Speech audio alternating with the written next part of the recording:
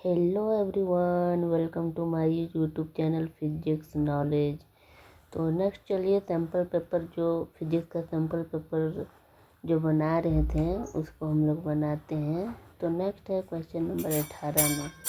तो question number 18 में है a convex lens always forms a virtual image when object is placed. जो convex lens जो होता है हमेशा वर्चुअल इमेज बनाता है। कब? जब ऑब्जेक्ट कहाँ पे रखी हुई होती है। तो इसका आंसर होगा between F and optical centre C. जब हम लोग ऑब्जेक्ट को ये आपका 10 क्लास का है। जब हम लोग ऑब्जेक्ट को फोकस एफ और ऑप्टिकल सेंटर सी के बीच में रखेंगे तो हमको वर्चुअल इरेक्ट और मैग्नीफाइड इमेज मिलेगा। अब यहाँ पे चलते हैं क्वेश्चन नंबर 19 में। क्वेश्चन नंबर 19 में जाते हैं तो देखते हैं कि पूछता है कि in Young's double slit experiment fringe width is. ये जो यंग्स डबल स्लिट एक्सपेरिमेंट जो होता है वहाँ पे फ्रिंज विड्थ जो होता है क्या किसके प्रोपोर्शनल होता है। तो सबसे पहले हम लोग यहाँ पे फॉर्मूला लिखते हैं। फ्रिंज विड्थ होता क्या है, तो दो डार्क फ्रिंज के बीच की दूरी या फिर दो ब्राइट फ्रिंज के बीच का दूरी को हम लोग फ्रिंज विड्थ बोलते हैं। और इसको हम लोग बीटा से डिनोट करते हैं और बीटा बराबर होता है लैम्डा डी बटे स्मॉल डी। और डी आपका है distance between slits and screen, और स्मॉल वाला डी है स्लिट विड्थ बोल सकते हैं या फिर स्लिट सेपरेशन डिस्टेंस बोल सकते हैं। और लैम्डा आपका क्या है, वेवलेंथ ऑफ लाइट है। अब यहाँ पे देखते हैं ए और बी तो एकदम गलत है। उसके बाद सी में देखते हैं directly proportional to screen distance. तो हाँ, बड़ा वाला जो डी है वो डायरेक्टली प्रोपोर्शनल है, तो ये सही हो जाएगा सी। उसके बाद जब डी को देखते हैं तो inversely proportional to slit width. तो स्लिट विड्थ यानी कि छोटा वाला डी का इन्वर्सली प्रोपोर्शनल होना चाहिए फ्रिंज विड्थ का, जो कि यहाँ पे दिख रहा है कि ये इन्वर्सली प्रोपोर्शनल है। तो यहाँ पे ऑप्शन सी और डी दोनों सही हैं। अब यहाँ पे चलते हैं क्वेश्चन नंबर 20 में। क्वेश्चन नंबर 20 में जब जाते हैं तो मिलता है कि polarization proves that light is a transverse wave. जो पोलराइजेशन है वो लाइट के ट्रांसवर्स वेव को प्रूव करता है। अब क्वेश्चन नंबर 21 में बोलता है photo electric effect proves the. जो फोटो इलेक्ट्रिक इफेक्ट जो होता है वो किस चीज़ को प्रूव करता है। तो फोटो इलेक्ट्रिक इफेक्ट हो गया या फिर कॉम्पटन इफेक्ट हो गया, ये सब क्या पार्टिकल के लाइट के पार्टिकल नेचर के बारे में प्रूव करते हैं। हम लोग पढ़े हैं कि जो लाइट होता है लाइट का क्या होता है, ड्यूअल नेचर होता है। ड्यूअल नेचर यानी कि लाइट कभी वेव की तरह बिहेव करेगा और कभी पार्टिकल की तरह बिहेव करेगा। अब ऐसा क्या क्या फिनोमेना है जो उसका वेव नेचर को शो करता है। तो डिफ्रैक्शन हो गया, पोलराइजेशन हो गया, इंटरफेरेंस हो गया, ये सब उसका लाइट का जो है वेव नेचर को प्रूव करता है, दिखाता है।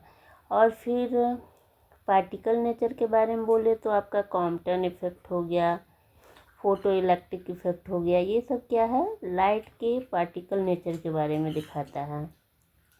उसके बाद आपका तो यहाँ इसका ऑप्शन 21 का हो जाएगा option B, particle nature of light. अब चलते हैं क्वेश्चन नंबर 22 की ओर। तो क्वेश्चन नंबर 22 में दिया गया है कि the stopping potential in photo electric effect depends on. जो स्टॉपिंग पोटेंशियल जिसको वी नोट से डिनोट करते हैं वो फोटो इलेक्ट्रिक इफेक्ट पे किस प्रकार से डिपेंड करता है। तो सबसे पहले यहाँ पे देखिए इक्वेशन में सबसे पहले हम लोग लिखे हैं जो ई मैक्स यानी कि kinetic energy maximum equal to E V nought होता है। उसके बाद फिर काइनेटिक ये फोटो इलेक्ट्रिक इक्वेशन के थ्रू हमको मिलता है kinetic energy maximum E maximum equal to H mu minus phi nought. Phi nought यहाँ क्या है, वर्क फंक्शन है। अब ये वर्क फंक्शन क्या होता है, तो वर्क फंक्शन जो होता है minimum energy required for photo electric emission is called work function. यानी कि फोटो इलेक्ट्रिक इफेक्ट में जो इलेक्ट्रॉन के एमिशन के लिए जो कम से कम जितनी एनर्जी होनी चाहिए उसी को वर्क फंक्शन बोलते हैं। अब एच क्या है, प्लैंक्स कांस्टेंट है, और म्यू क्या है, फ्रीक्वेंसी ऑफ लाइट है। तो यहाँ पे देखिए, जब ऊपर वाली इक्वेशन और इसको कंपेयर करते हैं तो हमको मिलता है E V nought equal to H mu minus phi not.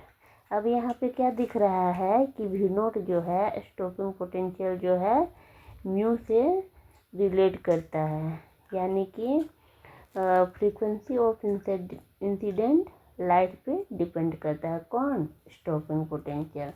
तो इसका ऑप्शन ए हो जाएगा।